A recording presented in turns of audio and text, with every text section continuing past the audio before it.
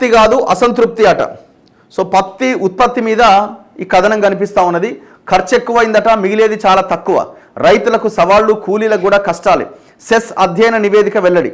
So ఒక నివేదిక ప్రకారంగా పత్తి సాగు చేస్తున్న దానికి, ఉత్పత్తి వస్తున్న దానికి, ఖర్చు అవుతున్న దానికి చాలా తేడా ఉన్నది. రైతులు తీవ్రంగా నష్టపోతున్నారట. మరి ఈ నివేదికను ఏమైనా గవర్నమెంట్స్ ఏమైనా ఫాలో అవుతాయా? అవకాశం ఏమైనా ఉందా?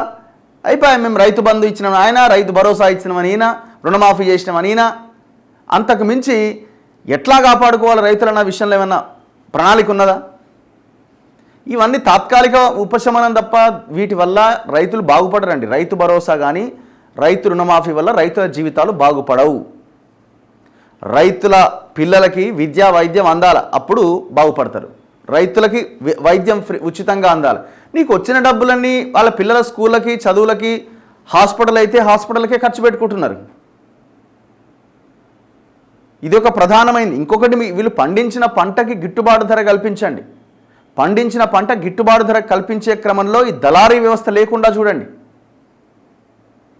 ఇవన్నీ చేసినప్పుడే రైతుల జీవితాలు బాగుపడతాయి. బోనస్లు ఇవ్వండి అవసరమైతే పండించిన పంటకి. ఇప్పుడు తెలంగాణలో ఈ స్థాయిలో ఎందుకుంది సిచ్యువేషను? తెలంగాణలో 100% భూమిలో 36% భూమిని కౌలు రైతులే సాగు చేస్తున్నారు. ఇది స్టాటిస్టిక్స్ లెక్కలు చెప్తున్నాయి. భూమి లేని నిరుపేద కుటుంబాలు 36% మంది ఆ పంటని సాగు చేస్తున్నాయి, పొలాలని. వాళ్ళకి ఎక్కడ వాళ్ళకి రైతు బంధు లేదు, రైతు భరోసా లేదు, రుణమాఫీ లేదు. రుణమాఫీ అక్కడ లోన్లు వస్తాయి కదా మాఫీ. వాళ్ళని కనీసం రైతులుగా గుర్తించట్లేదు.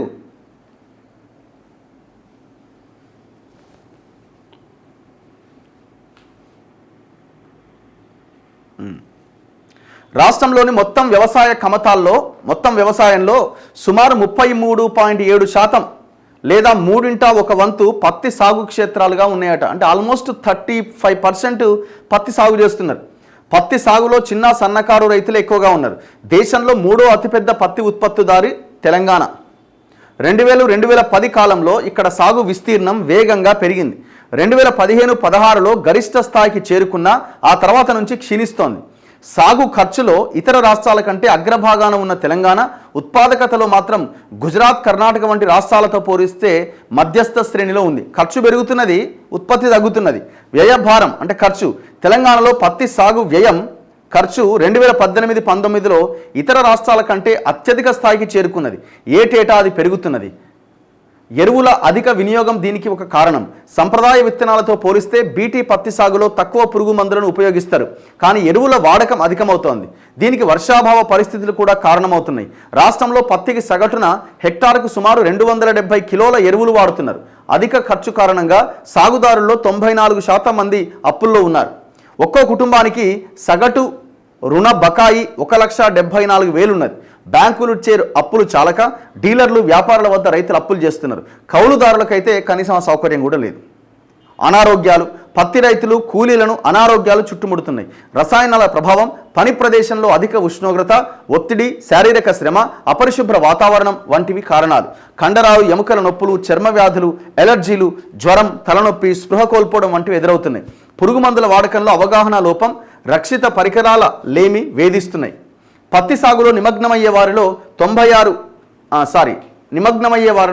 86.45% మంది మహిళా కార్మికులే అట. ఈ పత్తిలో ఆ పొలంలోకి పోయే దాదాపు 87% మహిళలేనంట. పత్తి కోతకు మహిళల సగటు వేతనం పురుషుల వేతనంలో 84%గా ఉన్నది. పత్తి రైతుల్లో కొంతమంది ప్రధానమంత్రి సురక్షా బీమా యోజన, ప్రధానమంత్రి జీవన్ జ్యోతి బీమా యోజనల్లో ఉన్నారు. ఆమ్ ఆద్మీ బీమా యోజన పైన అవగాహన లేక, ప్రీమియం చెల్లించే స్తోమత లేక దానికి దూరంగా ఉన్నారు. పత్తి రైతుల్లో అత్యధికంగా 15.4% మంది ఎస్సీలే అట. ఆ తర్వాతి స్థానాల్లో ఓసీలు 15.2, ఎస్టీలు 8.4, బీసీలు 6.1. ఎందుకు బీసీలు తక్కువ ఉన్నారు? భూమి ఎక్కడిది వాళ్ళ చేతిలో? వాళ్ళ చేతిలో భూమి ఎక్కడిది? మరి ఓసీలు ఇంతమంది ఉన్నారే, ఇంత ఉంది అని భూమి అంతా వాళ్ళ చేతిలోనే ఉంది. కాబట్టి కొన్ని సిఫారసులు చేసింది సెస్. వ్యవసాయ అధికారులు పత్తి సీజన్ ప్రారంభంలోనే రైతులు, కూలీలకు శిక్షణ ఇవ్వాలి. రైతు వేదికలను దీనికి ఉపయోగించవచ్చు. పత్తి క్షేత్రాల వద్ద కార్మికులకు నీడ కోసం ఉపాధి హామీ నిధులతో షెడ్లు ఏర్పాటు చేయాలి. తాగునీరు, ప్రథమ చికిత్స కిట్లు ఏర్పాటు చేయాలి. పత్తి సాగులో ప్రమాదకరమైన రసాయనాలపైన 17 దేశాలు నిషేధం విధించినాయి. దీన్ని మన దేశంలో కూడా అనుసరించాలి. కార్మిక శాఖ తరపున కూలీలకు 2 ఏళ్లకు ఒకసారి బూట్లు కానీ, గ్లోవ్స్ కానీ, పని ప్యాంట్ కానీ, మాస్కులు కానీ పంపిణీ చేయాలి. కనీస వేతనాల చట్టం, లైంగిక వేధింపుల నివారణ చట్టం అమలు చేయాలి. బాల కార్మికుల వినియోగాన్ని అరికట్టాలి. పత్తి చేలలో పనికి ఆటోల్లో పరిమితికి మించి కూలీలను తరలించడం తగదు. ఎందుకంటే ఈ కూలీలు ఆటోల్లో ప్రయాణం చేసి ఎక్కడో దగ్గర యాక్సిడెంట్లకు గురై చనిపోతున్నారు. సురక్షితమైన ప్రయాణ ఏర్పాట్లు చేయాలి. కూలీని మద్యం రూపేణా కాకుండా నగదు మాత్రమే చెల్లించాలి. హెల్త్ సబ్ సెంటర్లు, పిహెచ్సిల్లో డిటాక్సిఫైయింగ్ కిట్లు, మందులు ఉంచితే పురుగు మందుల వల్ల అస్వస్థులయ్యే వారికి వెంటనే చికిత్స చేయవచ్చు. ఎంత పెద్ద ప్రమాదకరమైన పని చూడండి ఇది. ఆ రసాయనాలు చల్లేటప్పుడు ఆ రసాయనాల ద్వారా ఆ దుష్పరిణామాలు ఏవైతే, ప్రభావం ఏదైతే బాడీ మీద పడుతున్నదో, అనారోగ్యం బారిన పడుతున్న రైతుల సంఖ్య చాలా విపరీతంగా ఉన్నది. ఎక్కడా ఉపయోగించని చాలా దారుణమైన రసాయనాలు మనం వాడుతున్నమాట. ఇవి ఈ పత్తి కొన్ని కంపెనీస్ ఉంటాయి కదా, ఈ ఫార్మా కంపెనీలు బలవంతంగా మన మీద రుద్దుతున్నారు వీళ్ళు. ఇక నకిలీ విత్తనాల సంగతి ఇక మనం చెప్పక్కర్లే. ఎవరివై కంపెనీలన్నీ మొత్తం లీడర్లు ఆ పార్టీలకి ఎలక్షన్ల టైంలో పార్టీ ఫండ్ చేసే ఈ కావేరీ సీడ్స్ ఇట్లాంటి దొంగ కంపెనీలు ఉన్నాయి కదా, ఇవే.